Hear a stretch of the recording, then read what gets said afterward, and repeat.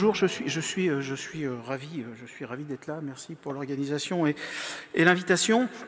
Donc je vais vous parler des écrans, sur ce qu'ils font à la compréhension et plus généralement voilà, au fonctionnement cognitif. Je suis désolé, je vais commencer par enfoncer une porte ouverte, parce qu'il y a un certain nombre d'arguments qu'on entend encore un peu trop souvent, qui tendent soit à enterrer le débat, soit à minimiser les données qui sont un peu gênantes, soit carrément à faire passer pour ringarde et anecdotique une masse de données scientifiques qui commence à être conséquente sur le sujet. Donc, puisqu'il faut en passer par là, je suis désolé, mais si ça marche, donc oui, tout dépend des usages qu'on fait des écrans. Donc c'est pas une attaque de technophobie aiguë. On ne va pas revenir à la charrue à bras ni à la roue pascaline. Il est là, paix à son âme. Voilà, si évidemment nos enfants utilisaient leurs outils numériques pour lire Madame Bovary, se renseigner sur la bataille de Valmy et consulter des tutoriels de résolution d'équations du second degré, on ne serait pas là et il n'y aurait absolument aucun problème. Donc la question, c'est pas de savoir ce qu'ils pourraient faire des écrans dans un espèce de monde fantasmatique et idéalisé, un monde lobbyiste le plus souvent. La question, c'est qu'est-ce qu'ils en font vraiment de ces écrans. C'est intéressant. Donc, ce qui est intéressant, là, je vais parler des données d'usage, les usages domestiques. Donc, je ne parlerai pas des écrans à l'école. Ici, c'est hors devoir scolaire, donc on a retiré tout ce qui était à usage académique dans les usages domestiques. Alors, hormis sans doute, avec l'exception notable de la Chine, mais dans tous les grands pays industrialisés, que ce soit la France, l'Allemagne, l'Angleterre, les États-Unis, le Canada, on a à peu près des fourchettes d'utilisation qui sont les mêmes. On a une concordance assez remarquable. Et ce qui frappe quand on regarde ces fourchettes, c'est quand même qu'on est dans des usages qui sont assez colossaux. C'est-à-dire sur les enfants les plus jeunes, entre 0 et 8 ans, on frise quasiment les 2h30 par jour. Puis ensuite, on monte à quasiment 5 heures sur les collégiens. Et puis ensuite, sur les lycéens, on est à plus de 7 heures par jour. On parle ici uniquement d'usage récréatif. Je ne sais pas ce que les gens en pensent, mais ça me paraît quand même assez extravagant. Encore une fois, on a les mêmes chiffres un peu partout dans tous les pays. Ce qui est intéressant, c'est de regarder quels sont ces usages. Ne prenez pas peur.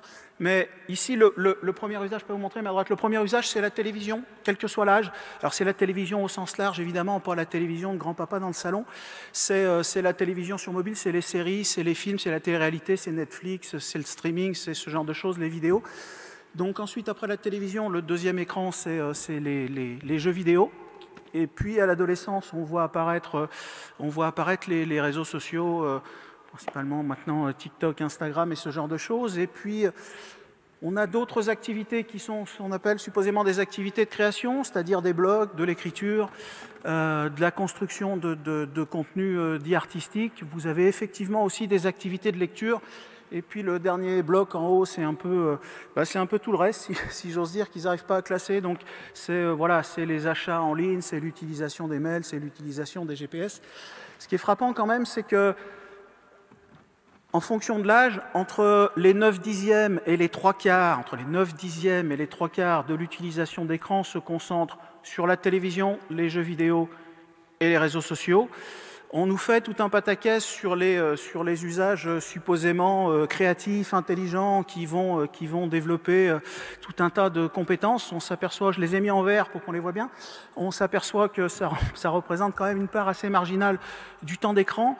Et à ce niveau-là, c'est quand même intéressant d'avoir une idée un peu cumulée de ce qui se passe, pour sortir un peu des discours sympathique sur ce genre de choses. Si on fait le cumul de ces temps-là entre 0 et 18 ans, si on prend juste les 3 activités principales, on est à un équivalent de 27 années scolaires. Donc les gamins consacrent 27 années scolaires complètes sur leur enfance à ce genre de choses.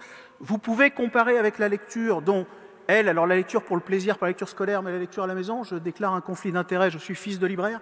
Mais cela étant dit, vous vous retrouvez quand même avec moins d'une année complète passée à lire sur toute l'enfance, 0,8. Et puis si vous faites le total de ces usages, donc majoritairement récréatifs, on arrive à un équivalent de 32 années scolaires passées sur les écrans. Donc, il ne faut pas s'étonner que ça ait quelque part un petit effet.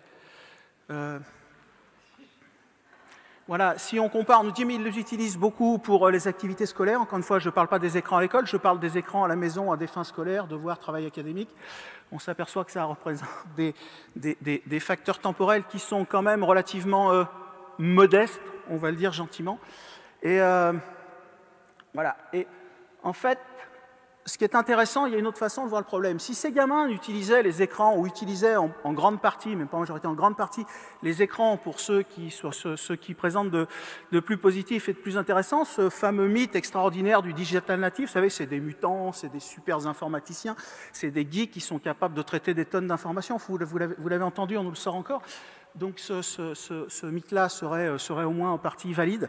Il y a énormément d'études académiques qui montrent que ce n'est pas le cas. Il y a aussi des études institutionnelles. Je vous ai pris celles-là parce qu'elles sont plus sympas dans le cadre de cette conférence.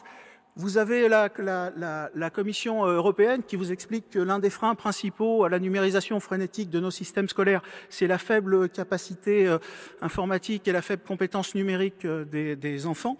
Il y a eu récemment un rapport de la Cour des comptes qui s'est intéressé au premier confinement. Alors il y en a eu deux, le dernier s'est intéressé au premier confinement, je vous enjoins de le lire. Ils se sont demandé quel avait été l'apport sur l'apprentissage du distanciel et du numérique. Leur conclusion, c'est l'apport a été nul en termes d'apprentissage. Je vous invite à aller voir le rapport. Et l'une des raisons parmi plusieurs, c'est la faible compétence, c'est de la mauvaise maîtrise des compétences numériques de base, avec des gamins qui ont du mal à maîtriser des choses comme le mail, comme les textes en PDF, comme les logiciels de bureautique standard, etc. Mais évidemment, ils sont tellement bombardés d'un ressac d'informations que, voilà, ils traitent beaucoup d'informations. Enfin, ça, c'est encore un autre aspect du mythe. Il y a plein d'études qui montrent que, là encore, ils ont beaucoup de mal à comprendre ces informations. Je vais vous sortir, il y a une étude qui me paraît particulièrement intéressante, c'est une étude de Stanford. Encore une fois, les petits Américains, ils ont le même cerveau que les petits Français. Donc, voilà. Et donc, voilà la conclusion. Donc, ils ont regardé la capacité des gamins à traiter cette information et à traiter sur des tâches quand même assez spécifiques. Globalement, la capacité des jeunes à raisonner sur les informations trouvées sur Internet peut se résumer en un mot lugubre. Voilà, ils ont présenté des tâches dont ils pensaient qu'elles étaient trop simples, ils se sont aperçus qu'elles étaient infiniment trop compliquées. Voilà, les études montrent, dont celle-là, que c'est pas juste un problème de quelques recettes d'éducation aux médias. Ces gamins n'arrivent pas à traiter l'information parce qu'il y a un problème de culture générale, il y a un problème de connaissance, parce que pour traiter de l'information, il faut un certain nombre de savoirs, il faut des savoirs, ce qu'on appelait avant, de mon temps, il paraît que c'est dépassé une culture générale. Et tant que vous n'avez pas ce recul, ces informations, ces savoirs, ces connaissances, ben c'est très difficile de traiter ces informations. Donc c'est ce que ça nous montre, et la conclusion de cette étude de Stanford, c'est que nos gamins ont tellement de mal à traiter ces informations, ils ont tellement de déficits dans ces domaines-là, que ça en devient un danger, c'est leur mot, pour nos démocraties. Je vous laisse méditer. Mais eux, ils ont eu Trump juste après l'élection. Bon, peu importe. Pas nous. Alors, voilà. Il y a un deuxième truc qui est intéressant, c'est de voir ce qui se passe quand on leur donne un certain nombre de ces outils. Je vais commencer par les tablettes, je vous en montrerai d'autres après. C'est-à-dire que si on leur donne ces outils, qu'est-ce qu'ils en font? Il y a des programmes de distribution de tablettes. Ça fait 25 ans qu'on a des programmes de distribution de tablettes. Voilà, comme l'a dit notre cher président, ça a coûté un pognon de dingue. Et les résultats oscillent entre, comme nous le dit la Cour des comptes dans son avant-dernier rapport, entre on a dépensé un pognon de dingue absolument pour rien. Ça, c'est la version positive. Un certain nombre d'études qui sont maintenant majoritaires, on a dépensé un pognon de dingue et en plus, les résultats scolaires des gamins ont diminué. C'est ce que je vais essayer de vous démontrer. Il y a un programme qui est particulièrement emblématique, qui est le programme qui s'appelle One Laptop Per Child, mais qui est représentatif de tous les autres. On a pris des enfants défavorisés et on a dit que la seule chose qu'il fallait leur filer, c'était pas des enseignants, évidemment, c'était des ordinateurs d'abord, puis des tablettes ensuite. Donc ça s'est fait, y compris dans des pays en développement, mais aussi dans des pays dits développés. Je vais y revenir. Donc évidemment, les médias ils sont chauds. Hein. Les médias, ils nous expliquaient qu'apprendre à lire sans prof, par exemple, les petits Éthiopiens y arrivent, ils nous apprenaient que ces petits Éthiopiens, ils étaient extraordinaires, on leur filait une tablette, et ils apprenaient mieux à lire que les petits Américains quand ils avaient un professeur. Donc les professeurs, vous pouvez les renvoyer, c'est ringard. C'est sans doute pour ça qu'on les a mis à la maternelle, les tablettes, voilà. Mais bon. Et donc, en fait, les études sont arrivées, les études ensuite effectives sont arrivées parce que ça a coûté cher et les études ont montré, c'est une étude en Catalogne, c'est la dernière sortie, la Catalogne, c'est pas très loin de chez nous. Et donc, les études montrent qu'on a, je suis désolé, pas de pointeur, mais on a une baisse des résultats, scolaires dans tous les domaines. Donc, c'est une baisse qui est de l'ordre de 4 à 6%. Ça paraît peut-être pas beaucoup. Cela étant dit, pour des tablettes qui étaient des outils numériques qui étaient supposés être inviolables et saturés de programmes éducatifs, et pour un truc qui a coûté globalement plusieurs centaines de millions de dollars, c'est quand même un résultat qui mériterait qu'on s'y arrête. Et d'autres études ont montré, toujours dans le même domaine, ont confirmé que voilà, quand vous filez des ordinateurs, quand vous filez des outils numériques à ces gamins, ils ne vont pas les utiliser pour faire ce pourquoi vous voudriez qu'ils les utilisent, donc ils ne vont pas se tourner vers les usages. Et encore une fois, j'insiste, parce qu'il faut insister, vers les usages potentiellement positifs du numérique, personne ne veut l'éradication de ces trucs. Non, mais je l'ai dit. Bref, mais ils vont se principalement concentrer leurs usages voilà, sur les jeux vidéo, la télévision, la musique, etc. Des résultats qui montrent des impacts négatifs des écrans sur la réussite scolaire. Il y en a des wagons dans tous les domaines. Une méta-analyse, pour ceux qui ne connaissent pas une méta-analyse, c'est une étude qui ne s'intéresse pas aux recherches individuelles. C'est une étude qui prend l'ensemble des données, qui les agrège dans une espèce d'énorme étude, qui regarde s'il y a un effet, qui regarde dans quel sens l'effet opère. Donc, il y a pas mal de méta-analyses sur le sujet. Je vous ai pris les trois activités et usages principaux de nos progénitures sur les écrans. Voilà, donc ici, on ne voit pas bien, je suis désolé, mais donc cette méta-analyse, la ligne du milieu, c'est 0, à gauche, c'est les études qui montrent un effet négatif, à droite positif, donc il y a toujours une variabilité, et le grand triangle en bas, c'est l'effet global, dans le losange en bas. Voilà, donc pour la télévision, l'effet est globalement négatif, pour les jeux vidéo, l'effet est globalement négatif, et pour les réseaux sociaux, l'effet est globalement négatif. Alors évidemment, vous pouvez toujours nous sortir un fanfaron pipologue médiatique, il y en a, y compris parmi les universitaires. Non, on ne citera pas le nom. Et donc, vous pouvez toujours me sortir l'étude là-haut et dire « Oh oui, mais regardez, c'est super bon pour les résultats scolaires. » Ça, c'est à peu près les gars dans les années 60 qui nous sortaient une étude qui montrait que fumer ne donnait pas le cancer, parce qu'il y en avait quelques-unes, mais la masse des données indique clairement que l'usage de ces écrans-là a un effet négatif sur la réussite scolaire. Ces résultats-là sont sans doute sous-estimés, parce que c'est un peu l'histoire du chat qui se mord la queue, c'est-à-dire que ce que je vais vous montrer, c'est que ces gamins-là, ils ont de plus en plus de mal avec les apprentissages scolaires. Les anglo-saxons, si quelqu'un a une traduction, moi je ne l'ai pas, ils ont ce concept qu'ils appellent school readiness, c'est-à-dire la capacité, quand un gamin arrive à l'école, à absorber les savoirs qui lui sont transmis. Est-ce qu'il est prêt à absorber ces savoirs? Je ne sais pas comment on peut le dire en français. Si quelqu'un y est, je prends. Bref. Et donc, on s'aperçoit que comme ces gamins ont de plus en plus de mal, les attendus, comme on dit maintenant, de l'école ont tendance parfois à baisser un petit peu. Et donc on voit, ce faisant, effectivement, on voit moins les difficultés. Donc, c'est un facteur connu dans la littérature pour sans doute sous-estimer cette adaptation au niveau de l'élève, qui est sans doute normale, mais c'est un facteur qui sans doute sous-estime largement l'effet des écrans sur la réussite scolaire. Alors, si je peux me permettre, c'est pas une surprise qu'on ait ces effets. Le miracle, ça serait qu'on les ait pas, parce que, encore une fois, quand on regarde l'effet des écrans sur un certain nombre de supports essentiels de la réussite scolaire, mais aussi du fonctionnement cognitif général, on s'aperçoit quand même que ça a un effet délétère assez marqué. Voilà. Et donc, c'est ce que je voudrais vous montrer. Je voudrais surtout insister sur des études. Alors, ce que je voudrais faire, c'est vous montrer des études où parce qu'on parle toujours d'excès. Donc, j'ai choisi quelques études en une demi-heure. Je suis désolé, on peut faire un tour que vraiment primaire de la question, mais j'ai pris des études qui avaient des expositions relativement limitées. C'est pas parce que les expositions sont relativement limitées qu'on n'a pas des effets qui sont significatifs et signifiants. C'est ce que je voudrais vous montrer. Alors, il y a plein de facteurs. Un facteur, c'est les devoirs. Ça paraît con, hein, mais filer des outils numériques à un gamin et le temps qu'il passe à son travail académique, à ses devoirs, va s'effondrer immédiatement.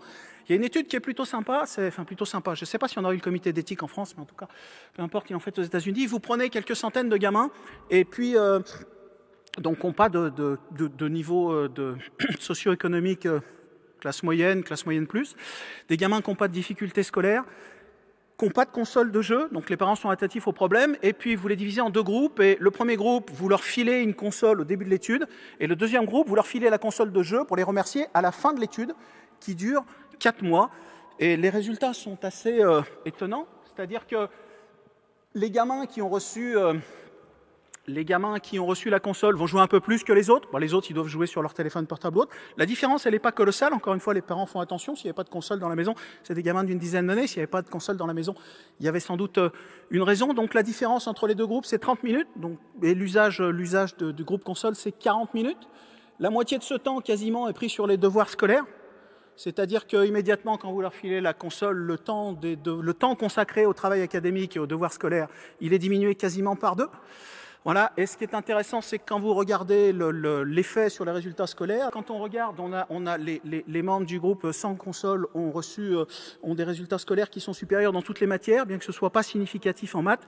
Encore une fois, on peut se dire que 5 à 7% pour la compréhension et l'expression écrite.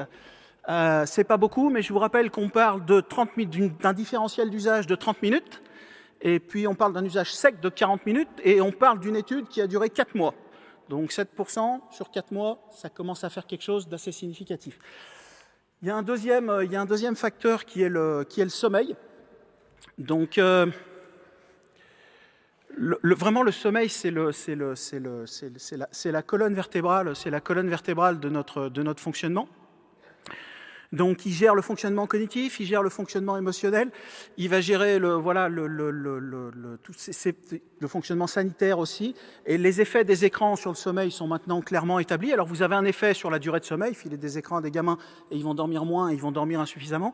Mais encore une fois, il n'y a pas que ça, il y a la qualité du sommeil aussi. Une étude intéressante, toujours sur les jeux vidéo. On nous en dit beaucoup de bien, donc c'est bien d'avoir quelques études. Et donc, les gamins, vous leur faites apprendre une leçon, ici une liste de mots. Les gamins apprennent une liste de mots, et puis 1 heure après, ils jouent à un jeu vidéo. Ce jeu vidéo, c'est un jeu vidéo d'action, c'est Mario Kart, en fait. Et puis, entre 2 et 3 heures après, ils vont se coucher, et le lendemain, vous regardez ce qu'ils ont retenu de ce qu'ils ont appris. On s'aperçoit que les gamins qui ont joué aux jeux vidéo, ils ont oublié à peu près la moitié de ce qu'ils ont appris, et les gamins qui n'ont pas joué aux jeux vidéo du groupe contrôle, ils sont à peu près à 20% d'oubli, donc ça fait une différence qui est quand même pas négligeable. Et ce qui est intéressant dans cette étude, c'est qu'on a enregistré l'activité électrique du sommeil. Jouer à Mario Kart, ça vous stresse un peu, même si on n'en est pas conscient. Et quand on regarde l'activité électrique du sommeil, ici on s'aperçoit que notamment ce qu'on appelle la phase de sommeil profond, qui est une phase essentielle dans la mémorisation nocturne, c'est vraiment la phase durant laquelle la mémorisation, et la phase qui est impliquée directement dans la mémorisation, on s'aperçoit qu'on a une atteinte directe à cette phase qui est plus courte en temps relatif, et ça explique au moins pour partie les phénomènes qu'on observe ici sur la mémorisation. Donc, jouer 1 heure après les devoirs et puis aller se coucher 2 heures après, ça a un impact sur la mémorisation parce que ça a un impact notamment sur la structure du sommeil. Je voudrais insister sur le fait qu'on a des expériences précoces là-dessus. Il y a des effets, voilà, c'est ce qu'on disait tout à l'heure, je veux dire, les maths, le français, la compréhension, tout ça, ça vous tombe pas dessus comme l'Esprit Saint sur les apôtres au jour de la Pentecôte. Il y a des choses qui se construisent. Et donc, ici, les gamins font beaucoup ces choses-là. Vous savez, ils mettent les perles de couleur en même temps, ils empilent les petits trucs sur les grands, ils empilent les petits pots sur les grands. Et puis quand ils sont avec leurs parents, on a 4 bonbons, combien ça fait, combien pour toi, combien pour moi. Tout ça, c'est des prérequis essentiels au développement de la pensée mathématique. Je ne sais pas si la didactique des maths, c'est pas mon monde, mais parce que les mathématiques, la compréhension du nombre, au départ, il faut serrer, il faut être capable de grouper, il faut être capable de hiérarchiser, il faut être capable de faire des groupes, de grouper, de mettre les choses ensemble. Et donc, si vous enlevez tous ces prérequis-là, vous allez avoir quand même quelques problèmes quand il va falloir affronter à l'école les premières leçons sur le nombre. Cette étude-là nous montre qu'on a pris des gamins à 29 mois, et puis on est revenu quand ils étaient au CM2, et qu'ils avaient 10 ans. Encore une fois, les contrôles pour les covariables potentielles sont faits dans les études que je vous présente. Voilà, 1 demi-heure de télévision par jour, et vous effondrez à la maternelle, et vous effondrez d'un peu plus de 20% les compétences mathématiques de l'enfant quand il arrive au CM2. Alors pour ces raisons, mais aussi pour d'autres plus tard. Et encore une fois, ce n'est pas une étude. Ici, c'est une méta-analyse qui montre que l'usage des écrans a un impact fort sur le développement du nombre et les compétences mathématiques. Et si ça vous intéresse, je vous renvoie à la dernière étude de l'ADEPE en 2019, voilà, qui compare les performances de nos gamins en 1987 et maintenant, et c'est quand même assez réfrigérant. Les gamins les plus fragiles de 1987 sont devenus les enfants moyens de maintenant. Par exemple, nous montre cette étude, et les moyens de 87 sont devenus les cadors de 2017, en maths. Bref. l'un des grands, j'en ai pour 10-15 minutes. Oui, dans les temps. Donc l'un des grands, l'une des grandes victimes, des écrans, c'est le langage. Voilà, il y a plusieurs. Il y a plein d'études qui le montrent. Voici une étude qui montre qu'à proportion de la consommation d'écran et d'écran récréatifs, les compétences langagières des gamins diminuent. Encore une fois, une méta-analyse qui confirme ça en regroupant toutes les études. Donc, ce qui est intéressant dans l'étude que je vous montre là, la première, c'est que les chercheurs, ils ont regardé non seulement, ils ont montré qu'il y avait un effet sur le langage, mais ça n'intéresse plus personne parce que dans la littérature scientifique, c'est largement établi. Voilà, on le sait. On sait que l'utilisation des écrans a un effet délétère sur le développement du langage.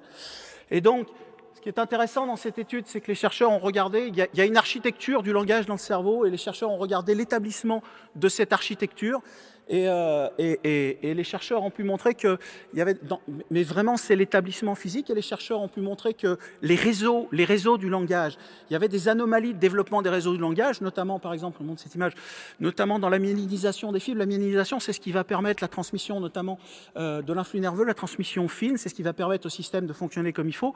Ces altérations-là, on les connaît depuis longtemps, c'est-à-dire que c'est le signe des systèmes qui ne sont pas suffisamment mobilisés et pas suffisamment stimulés.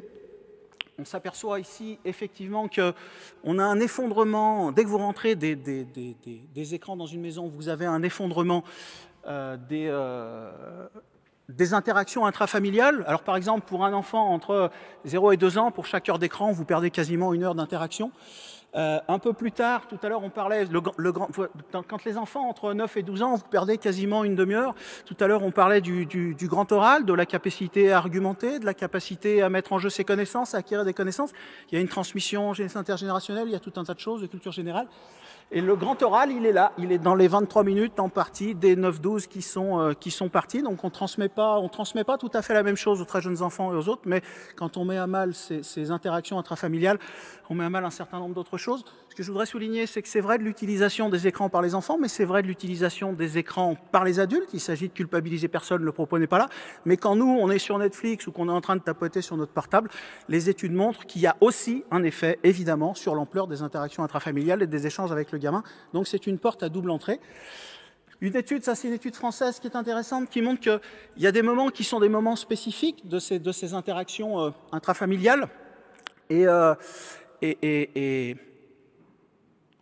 Et si vous touchez ces moments spécifiques, là, cette étude, regarde ce qui se passe le matin avant d'envoyer l'école à des enfants entre 3 et 6 ans. Le matin, avant de les envoyer à l'école ou avant de les envoyer à la crèche, ces enfants-là, soit pendant le petit déjeuner, c'est vraiment un moment sympa pour pouvoir causer, échanger, etc. Les enfants qui sont mis devant des écrans à ce moment-là ont 3 fois et demi plus de chances d'avoir des retards de langage et de devoir aller se promener un jour chez l'orthophoniste. Voilà. Ensuite, évidemment, je ne vais pas vous apprendre ça, il y a la lecture. Le langage, alors ça c'est des études de contenu, alors faisons vite, le chiffre en gros, plus la barre est élevée, plus le contenu lexical, syntaxique est important et complexe, donc ça nous dit pas grand-chose, ça nous dit juste que dans un roman pour adultes, il y a plus de complexité lexicale que dans un livre d'enfants d'école maternelle, mais ce que ça nous dit, il y a un certain nombre d'exemples de corpus audiovisuels de télé, c'est des exemples, mais en fait c'est vrai de tous les corpus audiovisuels et télévisuel, vous avez plus de richesse langagière dans un livre de mots rares, de mots complexes, de mots peu hésités, mais qui sont quand même des mots qu'on entend au commun. Voilà, je sais pas, gravitation, bâtisse, sauvageon, tout ça c'est considéré comme des mots un peu rares. Et donc tous ces mots-là sont beaucoup plus présents, par exemple, dans un bouquin d'école maternelle qu'ils ne sont présents dans les corpus audiovisuels et a fortiori dans une discussion du tout venant. Donc, en dehors des bouquins, on peut sûrement acquérir une compétence langagière qui va nous permettre de causer comme ça au quotidien sans problème. Mais le vrai langage, la vraie richesse du langage, elle est dans la lecture. Ici, c'est les données du début, c'est juste pour montrer la différence entre l'usage du temps d'écran et la lecture. Alors, la lecture, ici, c'est quand même une vision très extensive, ça compte tout.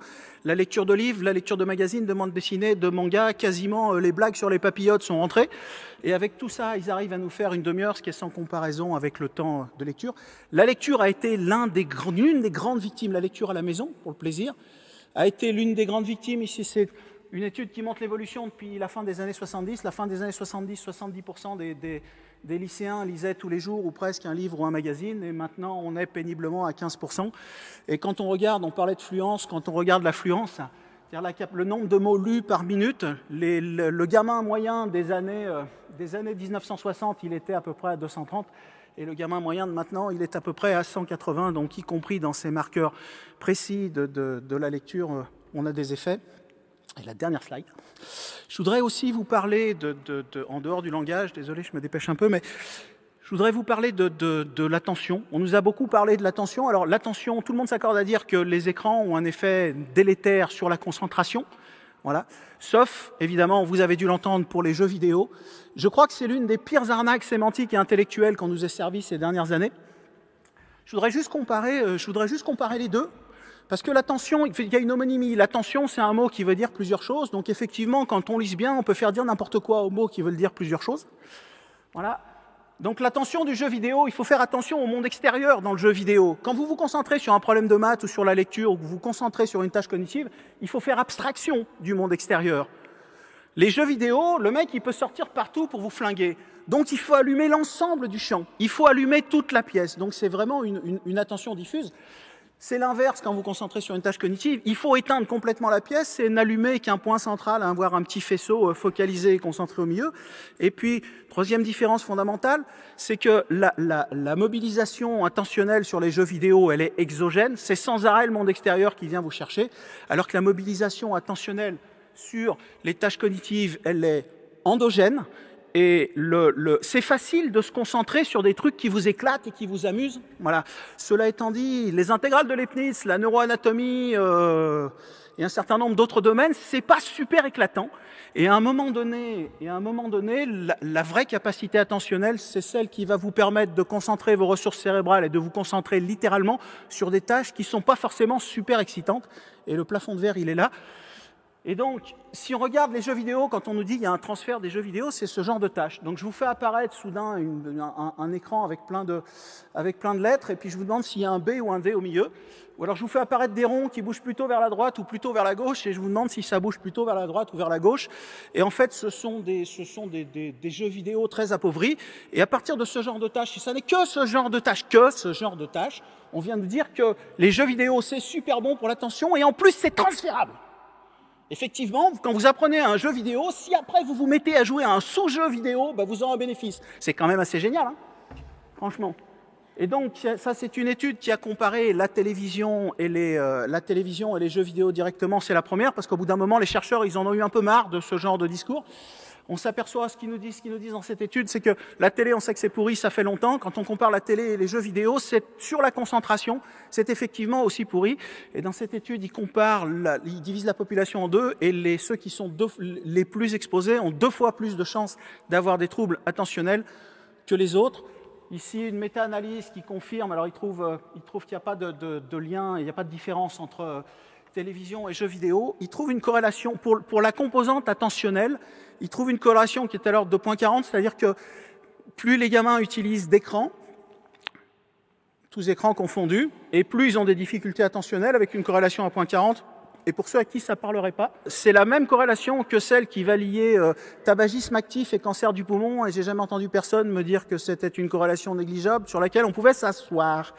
Et le dernier point ici, c'est que si ça vous intéresse, on commence à pouvoir identifier là aussi un certain nombre de causalités. Dans les années 60, on avait identifié dans les crèches, quand les enfants sont soumis vraiment à une situation de bombardement sensoriel intense, des bruits, des passages, des images visuelles, on s'est aperçu que ces enfants avaient des troubles du développement, notamment de l'impulsivité, de la concentration, de l'apprentissage. Quand ces éléments-là de surstimulation sensorielle étaient supprimés, les enfants se développaient beaucoup mieux. Cette étude reprend ces choses-là, reprend cette littérature, mais surtout, depuis quelques années, des études ont été menées extrêmement bien contrôlées chez l'animal. Et comme je vais me dépêcher, je vais vous le dire vite, pour rendre un animal neuneux, la meilleure solution, c'est de lui coller Bob l'éponge pendant son développement. Voilà. En gros, ça se résume à ça. Vous aurez des troubles de l'impulsivité, vous aurez des troubles de l'apprentissage, vous aurez des troubles de l'attention, etc. Et donc, pour conclure, je suis chercheur, c'est pas tous les jours que j'arrive à répondre à une question, mais celle-là, j'y arrive. Ça me fait plaisir d'arriver à répondre à une question une fois dans ma vie. Et donc, oui, les écrans font écran à tout ce que vous voulez, à la compréhension, à la réussite scolaire, au développement du langage, au développement de la concentration, de la mémorisation, de la construction de l'intelligence, le sommeil, etc. Et la littérature est, de ce point de vue, fondamentalement unanime, et ces données sont quand même relativement consensuelles. Je vous remercie. 20 ans.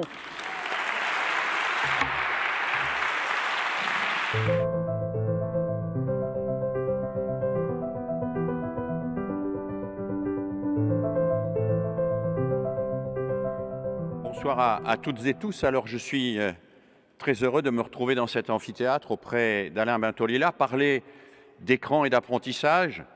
À mon âge, il m'arrive de consulter mes archives et Alain se souviendra peut-être qu'il y a 20, 25 ans, 30 ans, dans ce même amphithéâtre, lors de ce qui s'appelait à l'époque les entretiens Nathan, j'avais rendu compte d'un travail que j'avais mené avec des élèves de 6e. C'était un travail extrêmement simple qui consistait à comparer la compréhension du schéma narratif sur un film, qui est un film assez particulier et que vous connaissez tous, c'était Le train sifflera 3 fois, selon que ce film était vu à la télévision ou qu'il était vu au cinéma.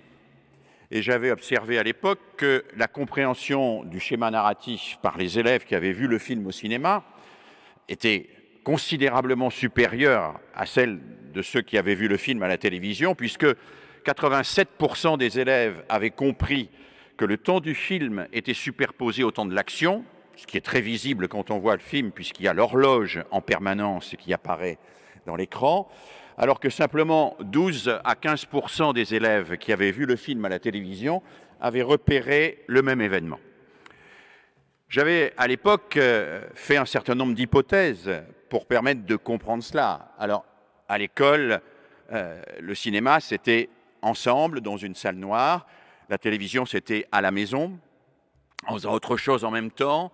Éventuellement, mais la télécommande n'en était qu'à ses débuts en changeant de chaîne en cours d'émission. Mais ça m'avait frappé et d'entrée de jeu, il m'a semblé que peut-être, alors contrairement à ce que dit Michel Desmurgier, on ne peut pas dire tous écrans confondus. Et je plaiderai ici en particulier pour qu'on sépare très clairement l'écran du cinéma des autres écrans qui envahissent aujourd'hui la vie de nos enfants. Je crois qu'il ne faudrait pas jeter à cet égard le bébé avec l'eau du bain. Nos enfants ont besoin du cinéma parce que le cinéma est une vraie culture, parce qu'il y a un certain nombre de films qui font partie de notre patrimoine et qui sont à cet égard des œuvres culturelles majeures qui nous permettent de nous comprendre et de comprendre le monde, et parce que le cinéma est un excellent apprentissage à la pensée linéaire, à la compréhension du schéma narratif, parce que le cinéma, contrairement à la télévision et surtout à sa matrice qui est la télé-réalité, le cinéma comporte l'ellipse et comporte le hors-champ. C'est-à-dire le cinéma laisse la place à l'intelligence. La télévision, et c'est une formule que j'avais employée à l'époque, bascule le plus souvent dans l'obscène. L'obscène, c'est quand tout est montré, et quand tout est montré, il n'y a plus rien à penser. Alors, à partir de là, je voudrais aujourd'hui prendre un tout petit peu de recul sur cette question des écrans.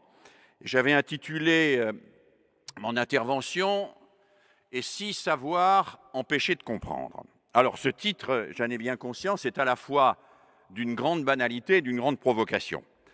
C'est d'une grande banalité parce que « Et si savoir empêcher de comprendre ?» c'est au fond un renvoi à la grande tradition philosophique, socratique. Hein, le sage est celui qui sait qu'il ne sait rien et qui peut donc s'engager dans de nouveaux apprentissages. Tradition qui va de Platon à Descartes. Nous sommes dans les entretiens Descartes, et Descartes, vous le savez, c'est l'éloge du doute, de la mise en question. Et c'est donc la reconnaissance que nous ne savons pas et que nous devons mettre en doute ce que nous savons. Mais cette question, et si savoir empêcher de comprendre, résonne pour moi aujourd'hui d'une manière un peu différente au regard précisément des écrans et des écrans en particulier portatifs reliés au numérique. Pourquoi? Parce que le progrès technologique qui porte la multiplication de ces écrans nous fait miroiter sans cesse à l'horizon un monde idéal où l'on pourra un jour savoir sans apprendre et sans comprendre. C'est le triomphe des savoirs procéduraux, c'est le triomphe des savoirs ponctuels que nous fournit facilement notre smartphone ou notre téléphone. Je suis dans la campagne, je peux sortir mon smartphone, je peux utiliser l'application PlanteNet par exemple, et je peux identifier telle plante. L'application PlanteNet me dira il s'agit de telle fougère, très bien, je saurai la nommer. Que saurais-je de plus sur pourquoi elle est là? Pourquoi c'est une plante éphémère ou au contraire vivace? Quel est son environnement? Quel est l'écosystème qui favorise sa croissance? Je ne sais rien de tout ça. Je sais nommer et surtout, je crois que je sais quelque chose quand je sais que cette plante est une fougère. En réalité, je sais la nommer, mais je ne sais pas grand-chose.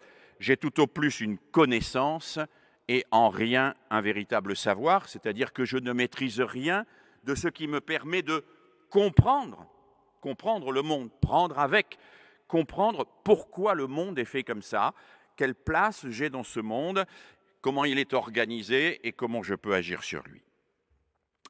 Alors, bien sûr, tout cela existe et tout cela me semble renvoyer à un paradigme que j'avais étudié un jour à la demande de Régis Debray en médiologie. Vous savez, Régis Debray a fondé cette discipline qui consiste à se demander quelle est l'influence des objets sur le mode de fonctionnement et sur l'organisation mentale et l'organisation de la culture. Et j'avais étudié à cet égard, il y a une dizaine d'années, quinzaine d'années, l'influence d'un objet très particulier qui est la télécommande.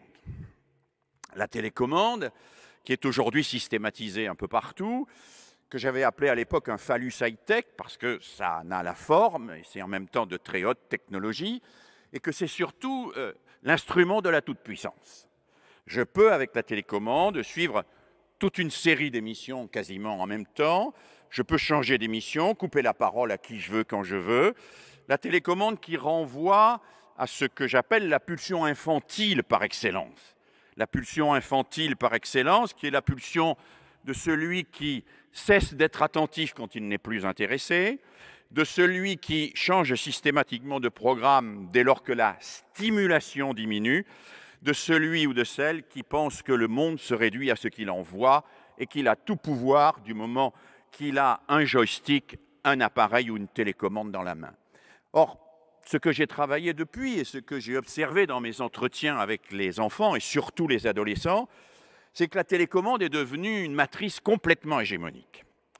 Elle est devenue hégémonique parce que le portable, et en particulier le portable avec les applications que nous avons tous plus ou moins, je ne parle pas du portable à clapper qui ne permet que de téléphoner, mais le portable, c'est en réalité l'assomption de la télécommande. D'une certaine manière, c'est la connexion directe, préfigurée, du monde et notre cerveau. La prochaine étape, c'est penser, nous ferons. Aujourd'hui, c'est taper, nous ferons. Parler, parce qu'il y a les objets connectés, nous ferons. Bientôt, penser, vous ferons. Désirer, nous ferons. Soyez esclave de votre corps primaire, soyez dans un registre totalement pulsionnel, le monde est là à votre portée, vous pouvez décider à chaque instant d'avoir ce que vous souhaitez, vous n'avez qu'à demander, vous serez exaucé. Alors bien sûr, cela est très largement une illusion parce que toutes ces applications sont gérées par des algorithmes qui en réalité nous manipulent alors que nous croyons les manipuler. Nous vendons nos données à Google et à tout le reste. J'attends d'ailleurs avec impatience que l'Éducation nationale interdise clairement l'utilisation de Google dans les classes.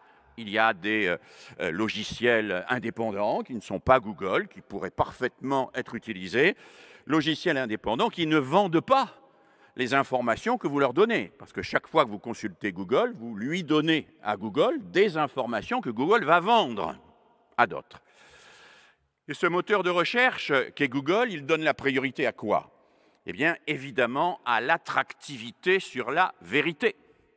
Ce qui arrive en tête, c'est ce qui est attractif, ce n'est pas évidemment ce qui est le plus vrai.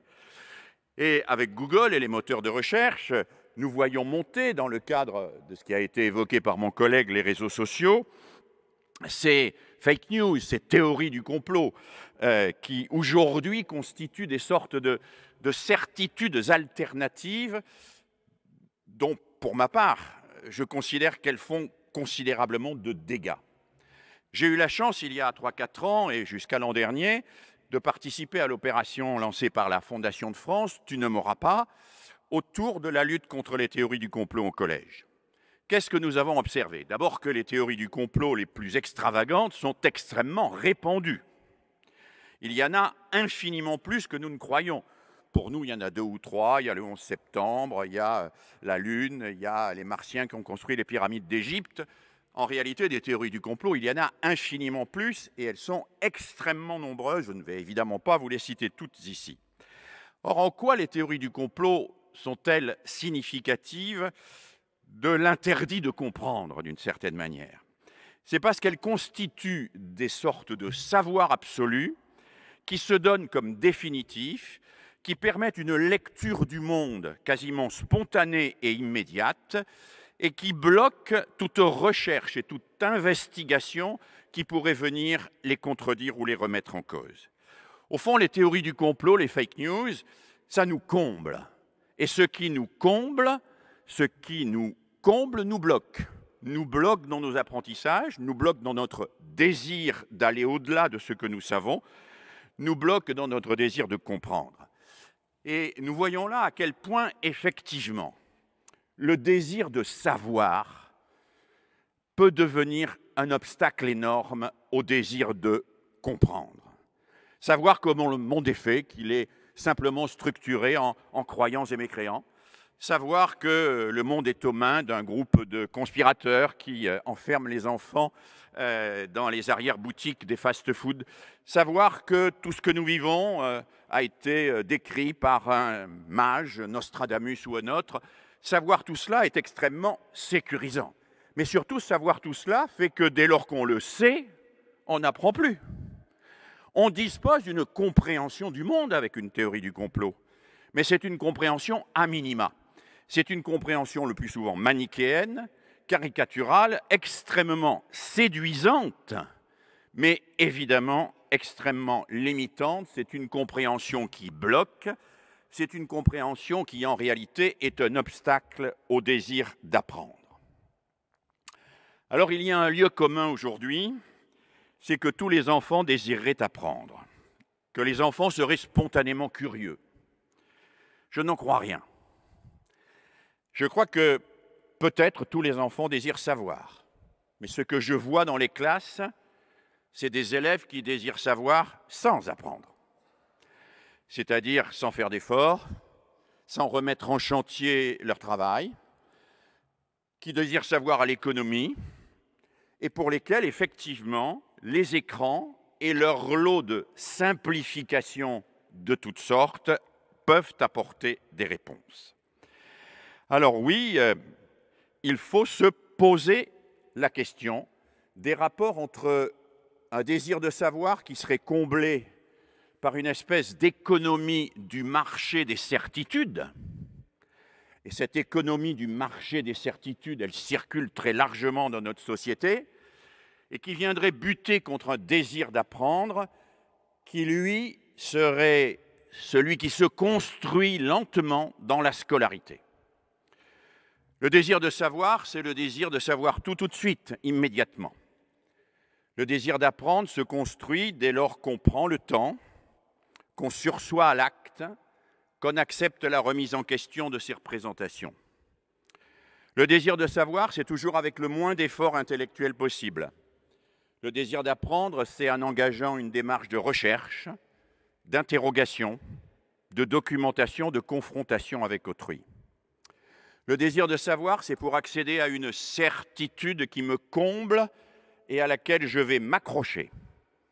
Le désir d'apprendre, c'est pour faire dialoguer, et c'est un dialogue infiniment difficile, mes convictions avec mes connaissances. C'est ça qui se joue au cœur de l'émancipation. La capacité à faire dialoguer les convictions, ce que l'on croit, avec les connaissances, ce que l'on apprend et ce que l'on sait, ne pas s'enquister sur ses convictions, ne pas récuser les connaissances, ne pas non plus imaginer qu'on peut avoir des connaissances sans conviction, bien évidemment que ce serait faux, ce qui crée l'autonomie intellectuelle et qui nous permet de progresser, c'est ce dialogue permanent et ouvert entre nos convictions et nos connaissances qui est au cœur du désir d'apprendre et de comprendre.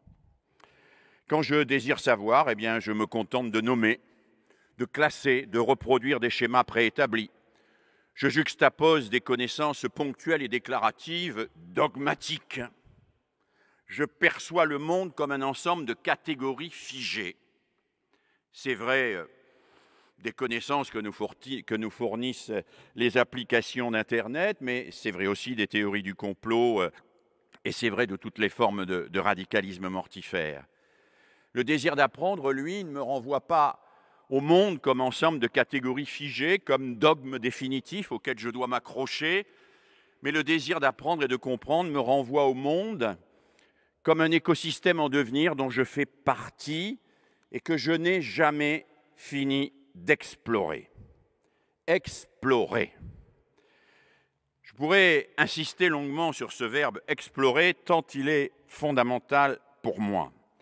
Il est fondamental parce qu'il renvoie à une démarche qui est celle de quelqu'un qui ne s'enquiste pas sur la certitude, sur une certitude qui lui confère une identité, mais qui accepte de s'engager et de naviguer dans les incertitudes, non pour y patauger et pour s'en satisfaire, mais parce qu'il est animé par l'exigence de précision, de justesse et de vérité.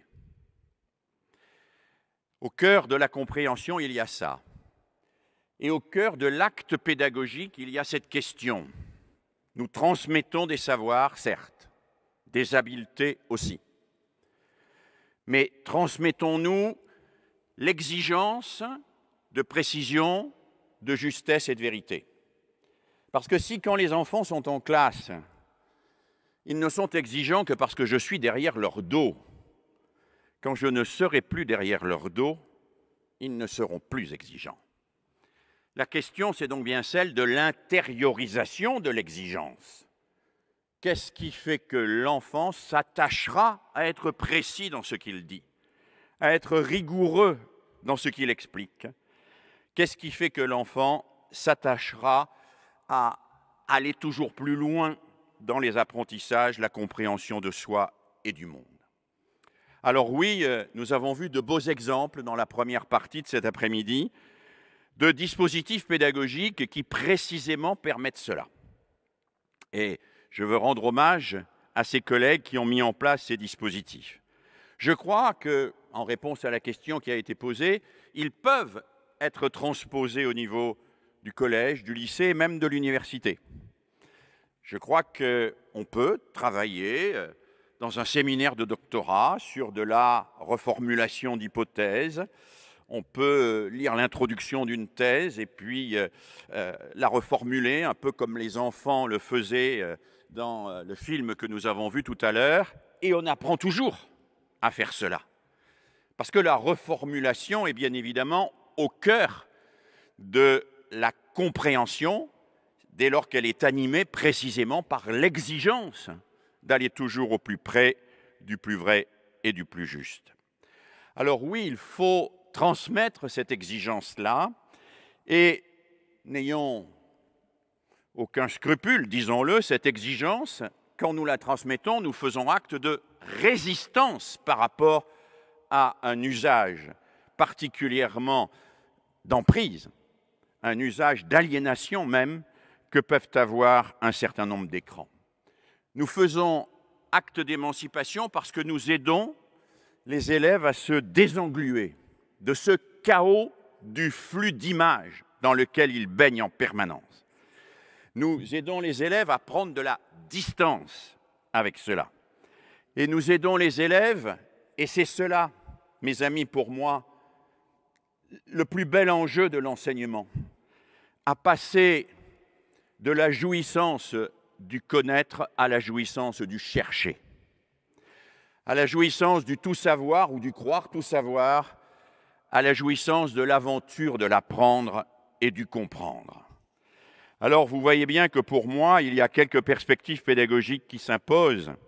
Bien sûr, développer le monitorat entre élèves, demander à chaque élève d'expliquer à d'autres ce qu'il sait. C'est un enjeu fondamental.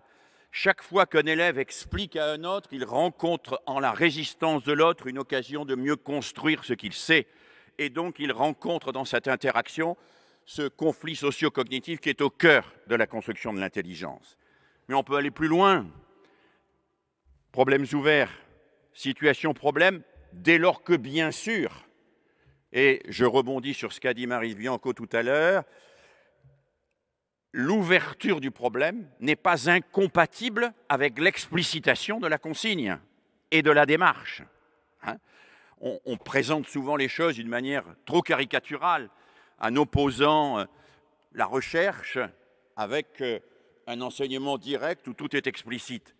Moi, je crois à l'enseignement explicite, mais je crois que ce qui est explicite, c'est la consigne, la démarche, la mise à disposition des ressources, l'identification des contraintes qui permettent à l'enfant, qui permettent à l'adolescent et à l'adulte d'effectuer un apprentissage de manière autonome. Des enquêtes, bien sûr, des exposés, tout cela, vous savez, c'est absolument essentiel, c'est fondamental. Et c'est fondamental, bien sûr, que l'école se mette sérieusement dans ce travail-là, un travail qui permettra peut-être à un certain nombre d'enfants de résister à la fascination de l'écran, à résister à l'attention, qui est l'attention réflexe, pour accéder à l'attention focalisée dont mon collègue Michel Desmurger vous a parlé tout à l'heure. Alors je conclus, puisque je regarde ma montre pour ne pas empiéter sur le discours du ministre, je conclus en nous disant que je ne pense pas que nous puissions abolir les écrans. Mais je ne pense pas non plus que nous devions faire de l'école une école entièrement numérique. Je me méfie de toutes les songeries autour du learning analytique et je vois mal que l'école devienne une juxtaposition d'individus, chacun devant leur ordinateur, avec un logiciel adapté à la structure de leur intelligence par les miracles de l'intelligence artificielle, et tous reliés sur à un grand ordinateur, évidemment situé sur les îles Caïmans pour être défiscalisé. Je ne vois pas cela à l'horizon comme une songerie intéressante, au contraire, j'y vois une menace contre l'idée même de l'école comme un lieu de rencontre où on apprend ensemble, avec la figure tutélaire du maître qui garantit que chacun a accès à l'échange des savoirs et que nul n'en est exclu. Je vois une menace d'un monde qui deviendrait virtuel, entièrement individualisé, mécanisé, et qui serait essentiellement structuré sur la sidération de l'image et la surenchère des images pour capter l'attention réflexe. Alors, il faut lutter contre les écrans, on peut le faire à l'école, mais il faut aussi, pour lutter contre les écrans, peut-être s'interroger sur la manière dont on pourrait parfois se passer des écrans. Moi, je considère par exemple que ce n'est pas forcément un progrès que l'utilisation systématique de pronotes par rapport à des outils anciens, qui étaient le carnet de correspondance, alors sans doute est-ce dû à mon âge, mais je pense que ce n'est pas un vrai progrès. Je pense que ce n'est pas un vrai progrès quand on utilise l'ordinateur pour ne pas faire de l'écriture longue à la main sur un cahier. Je pense que ce n'est pas un vrai progrès quand on utilise systématiquement le TBI et qu'on dispense les élèves de passer à l'acte d'écrire. On a beaucoup parlé de la lecture et c'est bien normal. Pour moi, la compréhension, ça passe par la lecture et tous les dispositifs qui ont été évoqués sont évidemment très importants pour cela, mais ça passe aussi par l'écriture. Et l'écriture longue en particulier. Je suis sidéré de voir des cahiers d'école qui ne sont composés que de photocopies collées dans lesquelles on termine des phrases et coche des cases. Priver des enfants d'un accès à l'écrit, d'une véritable entrée dans un écrit structuré, long, qu'on remet en chantier, qu'on retravaille, sur lequel on revient, qu'on affiche, dont on fait un chef-d'œuvre, priver les enfants de ça, c'est, je crois, les priver d'accès à la compréhension et à l'intelligence. Alors oui, il nous faut travailler, mais il nous faut travailler aussi en nous passant de l'ordinateur de temps en temps, pour offrir des alternatives à l'écran. Je lisais récemment qu'au cours des vacances de Toussaint, qui représentent un pic énorme en matière de consommation d'écran, certains enfants, en particulier dans les milieux qu'on dit populaires et difficiles, sont restés entre 12 et 15 heures devant un écran par jour. 12 et 15 heures par jour pendant les vacances de Toussaint. C'est un pic qui fait froid, mais ce n'est pas simplement qu'il fait froid, il n'y a pas de colonie de vacances pendant les vacances de Toussaint. Il y a peu de centres sociaux qui accueillent les enfants. Il y en a, mais insuffisamment. Il n'y a pas de terrain d'aventure au bas des tours.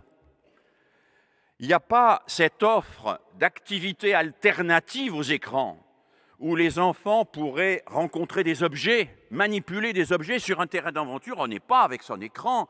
On cloue, on scie, on s'essaye, on fait des choses et on les fait ensemble en plus. On se cause, on n'est pas chacun isolé devant son écran de smartphone ou d'ordinateur. Oui, je crois que nous avons besoin d'un sursaut sociétal pour offrir à nos enfants des alternatives aux écrans. Des alternatives aux écrans par un contact authentique avec la nature, par la rencontre avec des objets. Je voudrais que les enfants travaillent avec des artisans et comprennent qu'est-ce que c'est que faire un objet avec du bois, que pétrir la terre, qu'est-ce que c'est qu'un objet qui résiste à la toute-puissance, contrairement à cet écran et au joystick, contrairement à ces jeux vidéo où tout est réversible.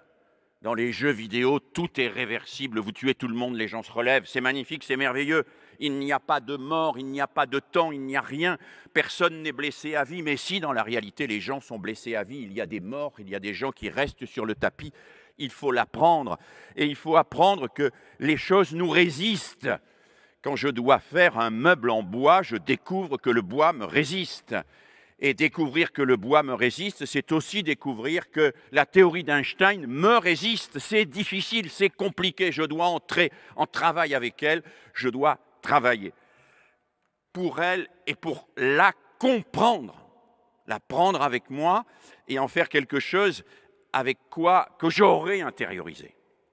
C'est Albert Jacquard, dont j'ai été un compagnon fidèle, qui prenait toujours cette métaphore que je trouve tout à fait amusante et superbe. Il disait, voilà le lapin, voilà la luzerne. Le lapin mange la luzerne. Et avec la luzerne, il fait quoi? Du lapin. Voilà le petit John, il fait des mathématiques. Et avec les mathématiques, il fait quoi? Non pas un bon élève en mathématiques qui restitue le savoir mathématique qu'on lui a donné le jour de l'examen et qu'il oublie le lendemain. Le petit John, avec les mathématiques, il fait un petit John qui a grandi, qui a compris, qui est plus autonome, qui sait regarder le monde autrement que ce qu'il le regardait avant. Alors oui, il nous faut permettre cela, permettre la recherche intellectuelle coopérative, permettre la collaboration, la coopération. Il faut le faire dans l'école, il faut le faire dans le tissu associatif, bien sûr. Il faut aider l'éducation populaire à apporter un vrai contrepoint au monde des écrans, par la fabrication, par la coopération, par la construction collective, mais il faut aussi agir auprès des parents. Je crois, je m'excuse de dire cela, ça n'est pas pour décourager mes collègues enseignants, je crois que l'école ne peut pas, à elle seule et miraculeusement, compenser les inégalités familiales. Elle a un pouvoir colossal, l'école, puisque, comme le dit parfois Alain Bintolila, un seul de nos élèves, à qui nous disons un seul mot, nous pouvons changer sa vie et à travers lui changer le destin du monde. Bien sûr qu'elle a un pouvoir colossal. Mais en matière d'inégalité, les inégalités sont trop importantes.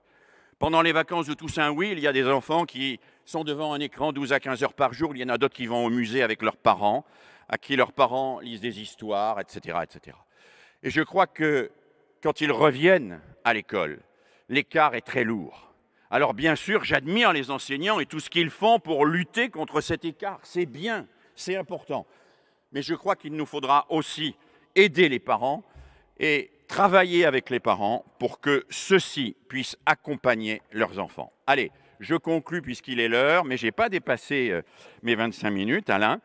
Je conclus par une citation que j'aime bien, puis j'aime bien conclure par une citation parce que ça ouvre vers quelqu'un d'autre que soi. C'est une citation de Gadamer dans l'héritage de l'Europe. Il dit ceci: c'est véritablement une tâche gigantesque qui se trouve assignée à chaque homme à tout instant aujourd'hui. Il s'agit de tenir sous contrôle ses préventions, son plein de pulsions, d'espoir et d'intérêt, et suffisamment pour que l'autre et le monde ne deviennent pas invisibles ou ne demeurent pas invisibles. Qu'on puisse donner raison à l'autre, qu'on doive avoir tort contre soi-même et contre ses propres intérêts, qu'on puisse suspendre ses pulsions pour regarder les choses et tenter de les comprendre, voilà qui est essentiel et voilà qui est désormais, disait-il, la tâche de l'éducation. Voilà, merci de votre attention.